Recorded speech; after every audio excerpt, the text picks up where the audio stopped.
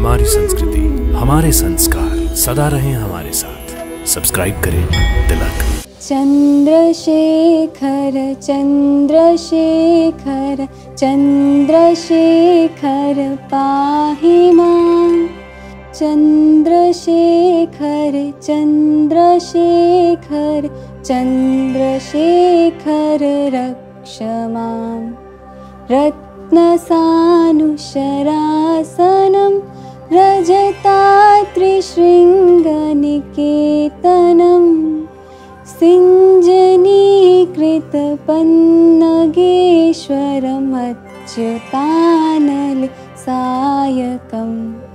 क्षिप्रदग्धपुरत्रयं त्रिदिवालयैरभिवन्दितं। चंद्रशेखरमाश्रये मम किं करिष्यति वै यमः। शिवजी का ना आदि है ना ही अंत। शास्त्रों में शिवजी के स्वरूप के संबंध में कई महत्वपूर्ण बातें बताई गई हैं। इनका स्वरूप सभी देवी देवताओं से बिल्कुल भिन्न है। जहाँ सभी देवी देवता दिव्य आभूषण और वस्त्र आदि धारण करते हैं, वहीं शिवजी ऐसा कुछ भी धारण नहीं करते।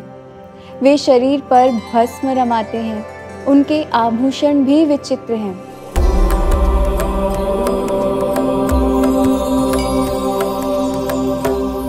शिवजी शरीर पर भस्म क्यों रमाते हैं, इस संबंध में धार्मिक मान्यता यह है कि शिवजी को मृत्यु का स्वामी माना गया है और शिवजी शव के जलने के बाद बची हुई भस्म को अपने शरीर पर धारण करते हैं। इस प्रकार शिवजी भस्म लगाकर हमें ये संदेश देते हैं कि ये शरीर नश्वर है और एक दिन इसी भस्म की तरह मिट्टी में विलीन हो जाएगा। अतः हमें इस नश्वर शरीर पर गर्व नहीं करना चाहिए। कोई व्यक्ति कितना भी सुंदर क्यों ना हो, मृत्यु के बाद उसका शरीर इसी तरह भस्म बन जाएगा। अतः हमें किसी भी प्रकार का घमंड नहीं करना है। शिवजी का रहन सहन सन्यासियों सा है। सन्यास का यही अर्थ है कि संसार से अलग प्रकृति के सानिध्य में रहना, प्राकृतिक साधनों का उपयोग करना। ये भस्म उन्हीं प्राकृतिक साधनों का प्रतीक है। किस तरह हम प्राकृतिक रूप से स्वस्थ रह सकते हैं, उसके लिए हमारे ऋषि मुनियों ने ऋतुओं के हिसाब से खाद्य और उपवास की विधा को बताया है। तो आज हम जानेंगे सावन सोमवार के उपवास के पीछे छिपे तत्व के विषय में। सावन के महीने में व्रत रखने के कई फायदे हैं। इसका महत्व सिर्फ पूजा से नहीं है, सेहत के लिए भी है। कैसे, जानते हैं इस बारे में विस्तार से। सावन शुरू हो रहा है और हिंदू धर्म में इसे महादेव के पूजन का मौसम बताया गया है। इस दौरान पड़ने वाले हर सावन के दिन लोग व्रत रखते हैं और महादेव की पूजा करके एक समय फलाहार करते हैं। इसके अलावा इस पूरे मौसम में लोग सात्विक भोजन करते हैं और उन चीज़ों का सेवन करते हैं जो कि आसानी से पेट द्वारा पचा लिया जाए। लेकिन कभी आपने सोचा है कि पुराने समय में सावन में फास्टिंग की परंपरा क्यों बनाई गई? दरअसल आयुर्वेद में भी इसके बारे में बताया गया है। तो आइए जानते हैं।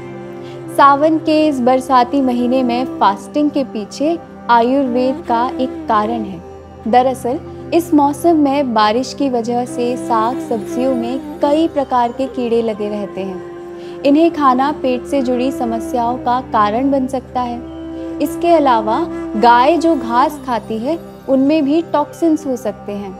ऐसे में इनका दूध भी दूषित हो सकता है।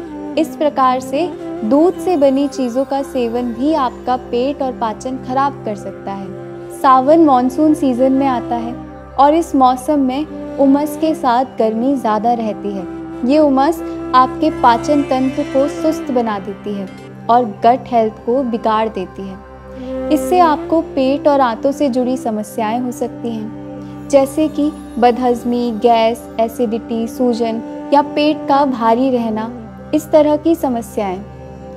दरअसल सोमवार के बहाने हफ्ते में एक दिन व्रत करना आपको सेहत से जुड़ी कई समस्याओं से बचा सकता है।